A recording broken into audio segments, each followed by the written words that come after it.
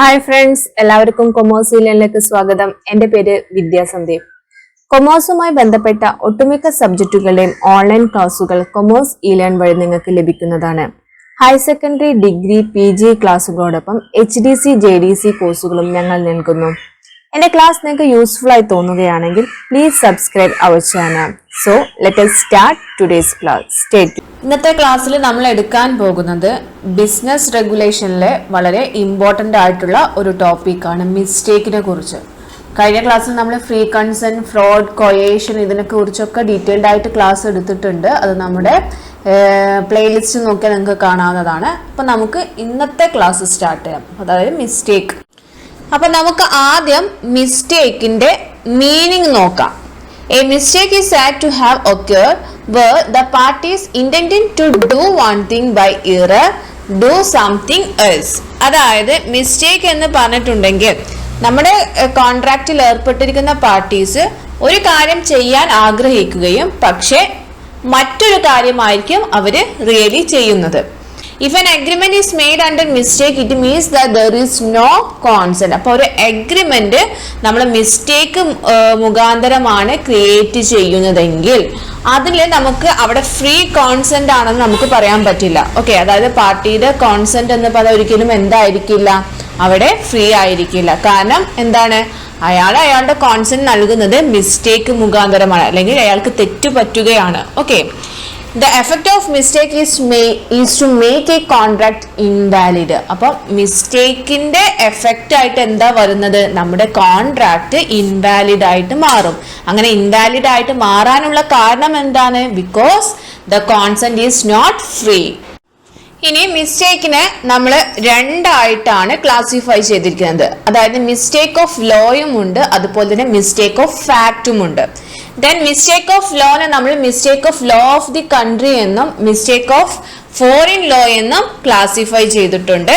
Then mistake of fact നമ്മൾ bilateral mistake എന്നും unilateral mistake എന്നും വീണ്ടും രണ്ടായിട്ട് ക്ലാസിഫൈ ചെയ്തിട്ടുണ്ട്. ഈ ബൈലാറ്ററലിന്റെ യൂണിലാറ്ററലിന്റെ വീണ്ടും ക്ലാസിഫിക്കേഷൻ നിങ്ങൾക്ക് പഠിക്കാനുണ്ട്, അത് നമുക്ക് ഡീറ്റെയിൽ ആയിട്ട് പറയാം. അപ്പം സാധാരണയായിട്ട് മിസ്റ്റേക്ക് എന്ന് ഒരു essay ക്വസ്റ്റ്യനോ അല്ലെങ്കിൽ 6 മാർക്കിനൊക്കെ ചോദിക്കുകയാണെങ്കിൽ നിങ്ങൾ ഈ ടൈപ്സ് എഴുതണം.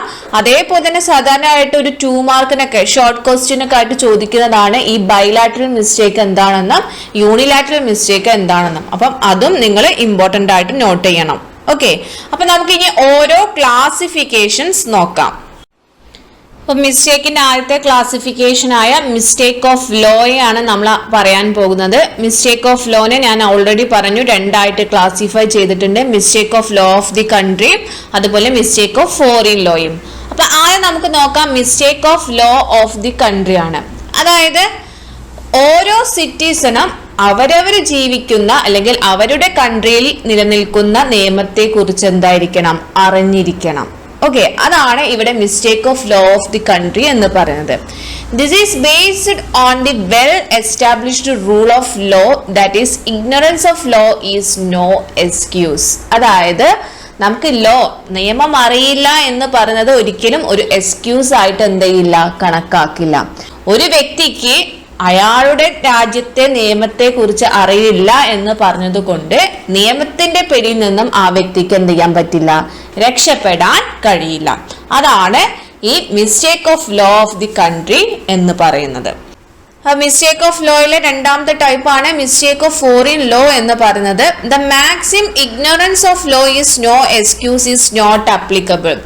അതായത് നമ്മൾ നേരത്തെ ലോ ഓഫ് കൺട്രിയുടെ കേസിൽ, മിസ്റ്റേക്ക് ഓഫ് ലോ ഓഫ് കൺട്രിയുടെ കേസിൽ നമ്മൾ പറഞ്ഞിരുന്നു, നമുക്ക് ലോനെ കുറിച്ചിട്ടുള്ള അറിവില്ലായ്മ ഒരു എക്സ്ക്യൂസ് അല്ല എന്ന് പറഞ്ഞിരുന്നു. പക്ഷെ അത് ഫോറിൻ ലോയുടെ കേസിലാണെങ്കിൽ അത് ഇവിടെ അപ്ലിക്കബിൾ അല്ല. അതായത് ഇപ്പോൾ ഒരു വ്യക്തിക്ക് എല്ലാ രാജ്യത്തെയും നിയമങ്ങളെ കുറിച്ച് അറിവുണ്ടാവണമെന്നില്ല, അല്ലെ? ഇപ്പൊ നമുക്ക് നമ്മളെ കൺട്രിയിലുള്ള നിയമങ്ങളെ കുറിച്ച് കുറച്ചൊക്കെ അറിയാമെങ്കിലും നമുക്ക് മറ്റുള്ള രാജ്യങ്ങളിലെ നിയമങ്ങളെ കുറിച്ച് ചിലപ്പോൾ എന്തുണ്ടായിരിക്കില്ല, അറിവുണ്ടായെന്ന് വരില്ല. അപ്പൊ അങ്ങനെ അറിവില്ലാത്തത് കൊണ്ട് നമ്മൾ ഏതെങ്കിലും കോൺട്രാക്റ്റിൽ ഏർപ്പെടുകയാണ്. ഓക്കെ, അപ്പൊ ആ കോൺട്രാക്റ്റിലെ ഡ്യൂട്ടീസ് നമ്മൾ ചിലപ്പം എന്ത് ചെയ്യണമെന്നില്ല, പെർഫോം ചെയ്യണമെന്നില്ല. ഓക്കെ, അപ്പൊ അങ്ങനെയുള്ള ഒരു കോൺട്രാക്ട് എന്ന് പറയണമെങ്കിൽ എപ്പോഴും എന്തായിരിക്കും, ഇൻവാലിഡ് ആയിരിക്കും. ഇനി അടുത്ത നമ്മൾ പറയാൻ പോകുന്നത് മിസ്റ്റേക്കിന്റെ രണ്ടാമത്തെ ടൈപ്പ് ആയിട്ടുള്ള മിസ്റ്റേക്ക് ഓഫ് ഫാക്റ്റ് ആണ്. മിസ്റ്റേക്ക് ഓഫ് ഫാക്ട് നമ്മൾ വീണ്ടും രണ്ടായിട്ട് ക്ലാസിഫൈ ചെയ്തിട്ടുണ്ട്, ബൈലാറ്ററൽ മിസ്റ്റേക്ക് എന്നും യൂണിലാറ്ററൽ മിസ്റ്റേക്ക് എന്നും. അപ്പൊ ഇതിൽ നമ്മൾ ആദ്യം നോക്കാൻ പോകുന്നത് ബൈലാറ്ററൽ മിസ്റ്റേക്കിനെ കുറിച്ചാണ്. അപ്പൊ സെക്ഷൻ 20 പ്രകാരമാണ് ബൈലാറ്ററൽ മിസ്റ്റേക്ക് എന്താണെന്ന് ഇന്ത്യൻ കോൺട്രാക്ട് ആക്ടിൽ പറഞ്ഞിരിക്കുന്നത്. Where both the parties to an agreement are under a mistake as to matter of fact essential to the agreement is void. അതായത് നമ്മുടെ എഗ്രിമെന്റിൽ ഏർപ്പെട്ടിരിക്കുന്ന രണ്ട് വ്യക്തികൾക്കും മിസ്റ്റേക്ക് സംഭവിക്കുന്നതിനെയാണ് ബൈലാറ്ററൽ മിസ്റ്റേക്ക് എന്ന് പറയുന്നത്. അതായത് ആ എഗ്രിമെന്റിന്റെ സബ്ജക്ട് മാറ്ററുമായി ബന്ധപ്പെട്ട കാര്യങ്ങളെ കുറിച്ച് രണ്ട് വ്യക്തികൾക്കും എന്ത് സംഭവിക്കുന്നുണ്ട്, ഇവിടെ മിസ്റ്റേക്ക് സംഭവിക്കുന്നത്. അതായത് ബൈലാറ്ററൽ, ബൈ എന്ന് പറഞ്ഞാൽ ടു ആണ്. ഓക്കെ, അപ്പൊ രണ്ട് പാർട്ടികൾക്കും മിസ്റ്റേക്ക് സംഭവിക്കുകയാണെങ്കിൽ അതിന് നമ്മൾ ബൈലാറ്ററൽ മിസ്റ്റേക്ക് എന്ന് പറയാം. അങ്ങനെ ബൈലാറ്ററൽ മിസ്റ്റേക്ക് നമ്മൾ ആ ഒരു അഗ്രിമെന്റ് എന്ന് പറഞ്ഞാൽ എന്തായിരിക്കും, വോയിഡ് ആയിരിക്കും, വോയിഡ് അഗ്രിമെന്റ് ആയിരിക്കും. Then we are going to discuss about types of bilateral mistakes. Bilateral mistakes are classified into two: mistake as to subject matter and mistake as to the possibility of performance. So first നമ്മൾ നോക്കാൻ പോകുന്നത് mistake as to subject matter ആണ്. അതായത് ഒരു കോൺട്രാക്റ്റിൽ ഏർപ്പെടുന്ന സമയത്ത് അതിൽ subject മാറ്ററുമായി ബന്ധപ്പെട്ട കാര്യങ്ങൾ എന്ത് വരാം, രണ്ട് പാർട്ടിക്ക് മിസ്റ്റേക്ക് സംഭവിക്കാം. അപ്പൊ അതിനെയാണ് mistake as to subject matter എന്ന് പറയുന്നത്. അങ്ങനെയുള്ള കോൺട്രാക്ട് എന്ന് പറയുന്നത് എന്തായിരിക്കും, വോയിഡ് ആയിരിക്കും. അപ്പം ഈ സബ്ജക്ട് മാറ്ററിൽ വരുന്ന മിസ്റ്റേക്കുകൾ എങ്ങനെയൊക്കെ സംഭവിക്കാം എന്ന് നോക്കാം. അതിൽ ഒന്നാമത്തെ പറയുന്നത് mistake regarding existence of the subject matter. അതായത് നമ്മുടെ സബ്ജക്ട് മാറ്ററിന്റെ എക്സിസ്റ്റൻസുമായി ബന്ധപ്പെട്ട കാര്യങ്ങൾ എന്ത് സംഭവിക്കാണ്, മിസ്റ്റേക്ക്. ഓക്കെ, അതിന്റെ നിലനിൽപ്പ്, ആ സബ്ജക്ട് മാറ്ററിൽ പറഞ്ഞിരിക്കുന്ന കാര്യങ്ങളിലെ നിലനിൽപ്പുമായി ബന്ധപ്പെട്ട കാര്യങ്ങളിലാണ് ഇവിടെ എന്ത് സംഭവിക്കുന്നത്, മിസ്റ്റേക്ക് സംഭവിക്കുന്നത്. ഇപ്പൊ ഒരു എക്സാമ്പിൾ പറയുകയാണെങ്കിൽ എയും ബിയും ഒരു എഗ്രിമെന്റിൽ ഏർപ്പെടാണ്. അതായത് എന്റെ കാറ് ബിക്ക് നൽകാന്ന് പറയാണ്. പക്ഷെ ആ കാറ് സൂക്ഷിച്ചു വെച്ചിരിക്കുന്നത് അദ്ദേഹത്തിന്റെ ഒരു ഗ്യാരേജിലാണ്. പക്ഷെ ആ ഗ്യാരേജ് എന്തെങ്കിലും കാരണവശാൽ കത്തി നശിച്ചു. അപ്പൊ എയും ബിയും ഇത് അറിയുന്നില്ല. ഓക്കെ, അപ്പൊ ഇങ്ങനെ കാറ് കത്തി നശിച്ചത് ഇവർ അറിയാതെയാണ് രണ്ടുപേരും എന്തിൽ ഏർപ്പെടുന്നത്, ഒരു അഗ്രിമെന്റിൽ ഏർപ്പെടുന്നത്. അപ്പൊ അതിന്റെ ഒരു എക്സിസ്റ്റൻസ് അല്ലെ, ആ സബ്ജക്ട് മാറ്ററിന്റെ എക്സിസ്റ്റൻസിൽ വരുന്ന മിസ്റ്റേക്ക് ആണ് ഇവിടെ എക്കും ബിക്കും സംഭവിച്ചിരിക്കുന്നത്. അപ്പൊ അതാണ് mistake regarding existence of the subject matter എന്ന് പറയുന്നത്. ഇനി രണ്ടാമത്തെ ടൈപ്പ് പറയുന്നത് mistake regarding identity of the subject matter ആണ്. അതായത് സബ്ജക്ട് മാറ്റർ രണ്ട് വ്യക്തികളും എന്ത് ചെയ്യുന്നില്ല, ഒരുപോലെ മനസ്സിലാക്കാതെ വരുന്നു. അപ്പൊ ആ സമയത്ത് വരുന്ന മിസ്റ്റേക്കിനാണ് mistake regarding identity of subject matter എന്ന് പറയുന്നത്. ബോത്ത് പാർട്ടീസിന് എന്താവുന്നില്ല, ഈ സബ്ജക്ട് അല്ലെ, നമ്മളൊരു അഗ്രിമെന്റിൽ ഏർപ്പെടുന്ന സമയത്ത് രണ്ടുപേരും ഒരുപോലെ ആ അഗ്രിമെന്റിന്റെ സബ്ജക്ട് മാറ്ററിൽ എന്ത് ചെയ്യണം, അറിവുണ്ടായിരിക്കണം, അല്ലെങ്കിൽ അത് മനസ്സിലാക്കിയിരിക്കണം. അങ്ങനെ രണ്ടുപേരും ഒരുപോലെ അത് മനസ്സിലാക്കിയിട്ടില്ലെങ്കിൽ മിസ്റ്റേക്ക് റിഗാർഡിംഗ് ഐഡന്റിറ്റി ആണ്. ദെൻ മൂന്നാമത്തെ ടൈപ്പ് പറഞ്ഞാൽ mistake regarding the title to the subject matter. അതായത് സബ്ജക്ട് മാറ്ററിന്റെ ടൈറ്റിൽ വരുന്ന മിസ്റ്റേക്ക് ആണ്. അതായത് ഇപ്പോൾ ഉടമസ്ഥാവകാശം എന്ന് നമ്മൾ പറയും അല്ലെ, അപ്പൊ അതിൽ വരുന്ന മിസ്റ്റേക്ക് ആണ് ഈ മൂന്നാമത്തെ ടൈപ്പിൽ പറയുന്നത്. ഇപ്പൊ ഒരു എക്സാമ്പിൾ പറയുകയാണെങ്കിൽ എയും ബിയും ഒരു അഗ്രിമെന്റിൽ ഏർപ്പെടാണ്. ഇപ്പൊ എന്റെ ഒരു 10 സെന്റ് സ്ഥലമാണ് ബിക്ക് വിൽക്കാൻ ഉദ്ദേശിക്കുന്നത്. അപ്പൊ എ വിചാരിക്കുന്നത് ആ 10 സെന്റ് സ്ഥലം അയാളുടെ പേരിലുള്ളതാണ്, അയാളുടെ ടൈറ്റിൽ അല്ലെങ്കിൽ അയാളുടെ സ്വന്തം പ്രോപ്പർട്ടി ആണെന്ന വിശ്വാസത്തോട് കൂടിയിട്ടാണ് ബിക്ക് വിൽക്കുന്നത്. ബിയും അങ്ങനെ തന്നെയാണ് കരുതുന്നത്. പക്ഷെ റിയാലിറ്റി നോക്കുന്ന സമയത്ത് എന്റെ ആ പ്രോപ്പർട്ടിക്ക് വേറെയും അവകാശികളുണ്ട്. ഓക്കെ, അപ്പൊ ഈ ഒരു കാര്യം, ആ ടൈറ്റിൽ, ആ സബ്ജക്ട് മാറ്ററിന്റെ ടൈറ്റിലിനെ കുറിച്ച് എക്കും ബിക്കും ഇവിടെ എന്തില്ല, അതിനെ കുറിച്ച് അറിവില്ല. അതുകൊണ്ട് അവരെന്ത് ചെയ്യാണ്, ഒരു അഗ്രിമെന്റിൽ ഏർപ്പെടും. അങ്ങനെ ഏർപ്പെടുന്ന അഗ്രിമെന്റ് എന്തായിരിക്കും, ഇൻവാലിഡ് ആയിരിക്കും. നെക്സ്റ്റ് പറഞ്ഞത് mistake regarding the quantity of the subject matter. അതായത് സബ്ജക്ട് മാറ്ററിൽ പറഞ്ഞിരിക്കുന്ന ക്വാണ്ടിറ്റിയിൽ വരുന്ന മിസ്റ്റേക്ക് ആണ്. അതായത് നമ്മൾ സാധാരണ സെയിൽസും പർച്ചേസും വരുന്ന സമയത്താണ് ഇങ്ങനെ ക്വാണ്ടിറ്റിയിൽ മിസ്റ്റേക്ക് വരാറ്. ഇപ്പൊ നമ്മൾ രണ്ട് പാർട്ടീസും അവര് സെയിൽ ചെയ്യാൻ ഉദ്ദേശിക്കുന്ന ക്വാണ്ടിറ്റിയും ആക്ച്വലി അവർ സെയിൽ ചെയ്യുന്ന ക്വാണ്ടിറ്റിയും തമ്മിൽ എന്താവാം, വ്യത്യാസം വരാം. അതിനെ കുറിച്ച് രണ്ട് വ്യക്തിയും എന്തായിരിക്കില്ല, അവർക്ക് ശരിയായ ധാരണ ഉണ്ടായിരിക്കില്ല. അപ്പൊ അതാണ് mistake regarding the quantity of the subject matter എന്ന് പറയുന്നത്. ഇനി അടുത്ത പറയുന്നത് regarding the mistake regarding the quality of the subject matter. അതായത് നമ്മുടെ സബ്ജക്ട് മാറ്ററിൽ പറഞ്ഞിരിക്കുന്ന ക്വാളിറ്റിയിൽ എന്തെങ്കിലും വേരിയേഷൻസ് വരികയാണ്, അതായത് അതിനെക്കുറിച്ച് രണ്ട് പാർട്ടിയും അറിയുന്നില്ല. ഓക്കെ, അങ്ങനെ ക്വാളിറ്റിയിൽ എന്തെങ്കിലും വേരിയേഷൻസ് വരുന്നതിന്റെ ഭാഗമായിട്ട് വരുന്ന മിസ്റ്റേക്കിനെയാണ് mistake regarding the quality of subject matter എന്ന് പറയുന്നത്. ഇനി അടുത്ത പറഞ്ഞ regarding the price of the subject matter, അതായത് സബ്ജക്ട് മാറ്ററിൽ പറഞ്ഞിരിക്കുന്ന പ്രൈസിൽ വരുന്ന വേരിയേഷൻസ് മുഖാന്തരം മിസ്റ്റേക്സ് വരാം. അപ്പൊ ഇത്രയുമാണ് സബ്ജക്ട് മാറ്ററുമായി ബന്ധപ്പെട്ട് വരുന്ന മിസ്റ്റേക്സ് എന്ന് പറയുന്നത്. ദെൻ അടുത്ത, അതായത് നമ്മുടെ ബൈലാറ്ററൽ മിസ്റ്റേക്കിന്റെ രണ്ടാമത്തെ ടൈപ്പ് എന്ന് പറഞ്ഞ mistake as to the possibility of performance ആണ്. അതായത് നമ്മുടെ എഗ്രിമെന്റിൽ ഏർപ്പെടുന്ന സമയത്ത് രണ്ട് വ്യക്തികളും അവർക്ക് ആ എഗ്രിമെന്റിൽ പറഞ്ഞിരിക്കുന്ന കാര്യങ്ങൾ പെർഫോം ചെയ്യാൻ പറ്റുമെന്ന് വിശ്വസിച്ചിട്ടായിരിക്കും ആ ഒരു എഗ്രിമെന്റിൽ ഏർപ്പെടുന്നത്. പക്ഷെ അവർക്ക് ആക്ച്വലി എന്ത് ചെയ്യാൻ പറ്റുന്നില്ല, അതിൽ പറഞ്ഞിരിക്കുന്ന കാര്യങ്ങൾ പെർഫോം ചെയ്യാൻ പറ്റാതെ വരും. ഓക്കെ, അപ്പൊ അങ്ങനെ ആവുന്ന സമയത്ത് നമ്മുടെ എഗ്രിമെന്റ് എന്തായിട്ട് മാറും? ഒരു വോയിഡ് എഗ്രിമെന്റ് ആയിട്ട് മാറും. ഇത് സാധാരണ രണ്ട് രീതിയിലാണ് വരുന്നത്. അതായത് നമ്മൾ പറഞ്ഞു, ആ ഒരു എഗ്രിമെന്റിൽ പറഞ്ഞിരിക്കുന്ന കാര്യം അവർക്ക് പെർഫോം ചെയ്യാൻ പറ്റാതെ വരുന്നു. അപ്പൊ അങ്ങനെ ചെയ്യാൻ പറ്റാതെ, അതിന്റെ ഒരു ഇമ്പോസിബിലിറ്റി എന്ന് പറഞ്ഞ രണ്ട് രീതിയിലാണ് വരുന്നത്. ഫിസിക്കൽ ആയിട്ടുള്ള ഇമ്പോസിബിലിറ്റിയും ഉണ്ട്, ലീഗൽ ആയിട്ടുള്ള ഇമ്പോസിബിലിറ്റിയും ഉണ്ട്. ഇപ്പൊ ഇവിടെ പറയുകയാണെങ്കിൽ ഈ ഫിസിക്കൽ ഇമ്പോസിബിലിറ്റി എന്ന് പറഞ്ഞിട്ടുണ്ടെങ്കിൽ, ഇപ്പം ഒരു എഗ്രിമെന്റിൽ ഏർപ്പെടുന്ന സമയത്ത് നമുക്ക് അതിൽ പറഞ്ഞിരിക്കുന്ന കാര്യം പെർഫോം ചെയ്യണമെങ്കിൽ മൂന്നാമതൊരു കാര്യത്തിന്റെ എക്സിസ്റ്റൻസും കൂടി ഉണ്ടായിരിക്കും. ഓക്കെ, അപ്പൊ അതിന്റെ ഭാഗമായിട്ട് മാത്രമേ നമുക്ക് ഈ ഒരു എഗ്രിമെന്റ് പെർഫോം ചെയ്യാൻ പറ്റുകയുള്ളൂ. ഇപ്പൊ ഒരു എക്സാമ്പിൾ പറയുകയാണെങ്കിൽ, ഇപ്പൊ എയും ബിയും ബേബി ഡ്രസ്സിന്റെ ഡീലേഴ്സ് ആണ്. അപ്പൊ അവര് തമ്മിൽ ഒരു എഗ്രിമെന്റിൽ ഏർപ്പെടാണ്. എ പറയാണ്, നിങ്ങൾക്ക് അടുത്ത ഒരു മാസത്തിനുള്ളിൽ ഞാൻ 100 ബേബി ഡ്രസ്സ്, അതായത് ഫെദർ ടച്ച് എന്ന് പറഞ്ഞിരിക്കുന്ന കമ്പനിയുടെ 100 ബേബി ഡ്രസ്സ് നിങ്ങൾക്ക് തരാമെന്ന് എ ബിനോട് പറയാണ്. പക്ഷെ ഈ ഒരു മാസത്തിനുള്ളിൽ ഈ ഫെദർ ടച്ച് എന്ന് പറഞ്ഞ കമ്പനി എന്തായി? അടച്ചു പൂട്ടി. ഓക്കെ, അപ്പൊ അങ്ങനെ അടച്ചു പൂട്ടിയതിന്റെ ഭാഗമായിട്ട് എക്ക് ബിനോട് പറഞ്ഞിരിക്കുന്ന ആ ഒരു എഗ്രിമെന്റിൽ ഏർപ്പെട്ടിരിക്കുന്ന കാര്യം എന്ത് ചെയ്യാൻ പറ്റില്ല? എക്ക് പെർഫോം ചെയ്യാൻ പറ്റാതെ വരും. ഓക്കെ, അപ്പൊ അത് എന്തിന് എക്സാമ്പിൾ ആണ്? ഈ ഫിസിക്കൽ ഇമ്പോസിബിലിറ്റിയുടെ ഒരു എക്സാമ്പിൾ ആണ്.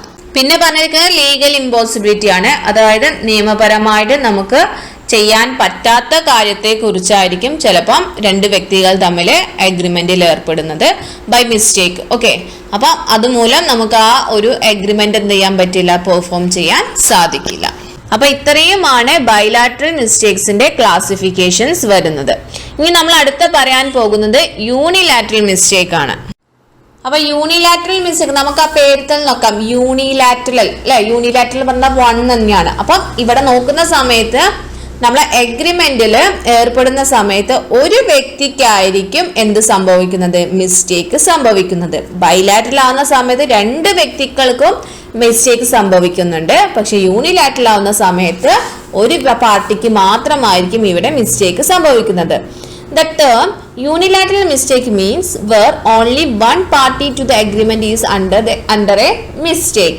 കോൺട്രാക്റ്റിന്റെ ബാക്കി എല്ലാ കാര്യങ്ങളും ശരിയും ഒരു വ്യക്തിക്ക് മാത്രം മിസ്റ്റേക്ക് സംഭവിക്കുകയുമാണെങ്കിൽ അങ്ങനെയുള്ള കോൺട്രാക്ട് നമ്മൾ എന്താക്കി മാറ്റാറില്ല? ഇൻവാലിഡേറ്റ് ചെയ്യാറില്ല. ഓക്കെ, അപ്പം യൂണിലാറ്ററൽ മിസ്റ്റേക്ക് മുഖാന്തരമുള്ള ഒരു അഗ്രിമെന്റ് ആണെങ്കിൽ അതിന് നമ്മൾ എന്താക്കി മാറാറില്ല? അതിനെ വോയിഡബിൾ ആയിട്ട് അല്ലെങ്കിൽ ഇൻവാലിഡേറ്റ് ചെയ്യാറില്ല. ഇനി നമ്മൾ പറയുന്നത് ടൈപ്സ് ഓഫ് യൂണിലാറ്ററൽ മിസ്റ്റേക്സ് ആണ്. ഈ യൂണിലാറ്ററൽ മിസ്റ്റേക്സ് നമ്മൾ വീണ്ടും രണ്ടായിട്ട് ക്ലാസിഫൈ ചെയ്തിട്ടുണ്ട്. Mistake about the identity of the parties to an agreement and mistake about the nature of the agreement. അപ്പൊ നമുക്ക് ആദ്യത്തേത് mistake about the identity of the parties to an agreement ആണ്. If there is a mistake regarding the identity of the person contracted with, the contract will be void. അതായത് നമ്മുടെ കരാറിൽ അഗ്രിമെന്റിൽ ഏർപ്പെട്ട വ്യക്തികളെ കുറിച്ചാണ് mistake സംഭവിച്ചതെങ്കിൽ അത്തരം കോൺട്രാക്ട് വോയിഡ് ആയിരിക്കും. ഒരു example പറയുകയാണെങ്കിൽ, എയും ബിയും ഒരു കോൺട്രാക്റ്റിൽ ഏർപ്പെടാണ്. പക്ഷെ ബി ആണെന്ന് കരുതി എ സി എന്ന് പറഞ്ഞ വ്യക്തിയുമായിട്ട് എന്ത് ചെയ്യും? കോൺട്രാക്റ്റിൽ ഏർപ്പെടും. അപ്പൊ അവിടെ എന്താണ്? വ്യക്തിയെ അല്ലെ അയാൾക്ക് മനസ്സിലപ്പോ എ വിചാരിക്കുന്നത് എന്താണ്? സി ആണ് ബി എന്ന് അല്ലെ. അപ്പൊ അതിലെന്താണ്, ആ വ്യക്തിയിൽ വരുന്ന മിസ്റ്റേക്ക് ആണ്. അപ്പൊ അങ്ങനെ സംഭവിക്കുന്ന കോൺട്രാക്ട് എന്ന് പറഞ്ഞാൽ എന്തായിരിക്കും, ഇവിടെ വോയിഡ് ആയിരിക്കും. ദെൻ രണ്ടാമത്തെ പറഞ്ഞത് mistake about the nature of the agreement. If a party does not disclose the true nature of the document but fraudulently induces the other party to sign it, who believes that he is signing some other document, in such a case there is no real agreement. അതായത് ഒരു party നമ്മുടെ ഡോക്യുമെന്റിൽ പറഞ്ഞിരിക്കുന്ന അല്ലെങ്കിൽ അഗ്രിമെന്റിൽ പറഞ്ഞിരിക്കുന്ന correct ആയിട്ടുള്ള കാര്യങ്ങൾ എന്ത് ചെയ്യുന്നില്ല, ഡിസ്ക്ലോസ് ചെയ്യുന്നില്ല. ഓക്കെ, അതായത് അയാൾ അത് കറക്റ്റായിട്ട് നമ്മുടെ അഗ്രിമെന്റിൽ പറഞ്ഞിരിക്കുന്ന കാര്യം ശരിയായ രീതിയിൽ അവതരിപ്പിക്കാതെ ഫ്രോഡ്ലന്റിലി മറ്റൊരു വ്യക്തിയെ എന്ത് ചെയ്യാണ്, ഇൻഡ്യൂസ് ചെയ്യുകയാണ്. അതായത് ആ അഗ്രിമെന്റിൽ ഏർപ്പെടാൻ ഇൻഡ്യൂസ് ചെയ്യുകയാണ്. അപ്പൊ അങ്ങനെ ഡോക്യുമെന്റിൽ പറഞ്ഞിരിക്കുന്ന കാര്യം കറക്റ്റ് ആണെന്ന് കരുതി മറ്റേ വ്യക്തി എന്ത് ചെയ്യും, ആ ഡോക്യുമെന്റ് സൈൻ ചെയ്യും. Okay, in such case there is no real agreement. അപ്പൊ അങ്ങനെ ഏർപ്പെടുകയാണെങ്കിൽ അതിന് നമുക്ക് എന്തായിട്ട് പറയാം, mistakes about the nature of the agreement എന്ന് പറയാം. അപ്പൊ അങ്ങനെ ആകുന്ന സമയത്ത് ആ കോൺട്രാക്റ്റ് നമ്മൾ വോയിഡ് ആയിട്ടാണ് കണക്കാക്കാറ്. ഇപ്പൊ ഒരു എക്സാമ്പിൾ പറയാണ്, എ എന്ന് പറഞ്ഞ വ്യക്തി ബി എന്ന് പറഞ്ഞ ഒരു വ്യക്തിയുമായിട്ട് കോൺട്രാക്റ്റിൽ ഏർപ്പെടാണ്. ബി എന്ന് പറഞ്ഞ വ്യക്തി ഒരു ബ്ലൈൻഡ് ആയിട്ടുള്ള ഒരു പേഴ്സൺ ആണ്. അപ്പൊ എ ബിക്ക് കോൺട്രാക്റ്റിൽ പറഞ്ഞിരിക്കുന്ന കാര്യമല്ല വായിച്ചു കൊടുക്കുന്നത്, ബി ആഗ്രഹിക്കുന്ന രീതിയിൽ നമ്മൾ കോൺട്രാക്റ്റിൽ പറഞ്ഞിരിക്കാത്ത കാര്യമാണ് അയാളെ കേൾപ്പിച്ചു കൊടുക്കുന്നത്. അപ്പൊ ബി എ പറയുന്ന കാര്യം ശരിയാണെന്ന് കരുതിയിട്ട് ആ കോൺട്രാക്ട് സൈൻ ചെയ്യാണ്. ഓക്കെ, അപ്പൊ അങ്ങനെ ആകുന്ന സമയത്ത് ഈ ഒരു കോൺട്രാക്ട് എന്ന് പറഞ്ഞാൽ എന്തായിരിക്കും, വോയിഡ് കോൺട്രാക്ട് ആയിരിക്കും. അപ്പൊ ഇത്രയുമാണ് നമുക്ക് മിസ്റ്റേക്സ് എന്ന ടോപ്പിക്കിൽ പഠിക്കാനുള്ളത്. നിങ്ങൾ മിസ്റ്റേക്ക് എന്താന്ന് പഠിക്കണം, അതിന്റെ ഡിഫറെന്റ് ക്ലാസിഫിക്കേഷൻസും പഠിച്ചിരിക്കണം. അപ്പം എക്സാമിന് മുൻപ് തന്നെ എല്ലാ ഭാഗങ്ങളും നല്ല ക്ലിയർ ആയിട്ട് നോക്കി വെക്കണം. ഓക്കെ, ഇന്നത്തെ എന്റെ ക്ലാസ് നിങ്ങൾക്ക് എല്ലാവർക്കും മനസ്സിലായെന്ന് കരുതുന്നു. നമ്മുടെ വീഡിയോ ഇഷ്ടപ്പെട്ടെങ്കിൽ വീഡിയോ ലൈക്ക് ചെയ്യുക. തുടർന്നുള്ള ക്ലാസ്സുകൾക്കായി ചാനൽ സബ്സ്ക്രൈബ് ചെയ്യുക. അതുപോലെ തന്നെ തൊട്ടടുത്തുള്ള ബെല്ലൈക്കൺ ക്ലിക്ക് ചെയ്യുക. താങ്ക്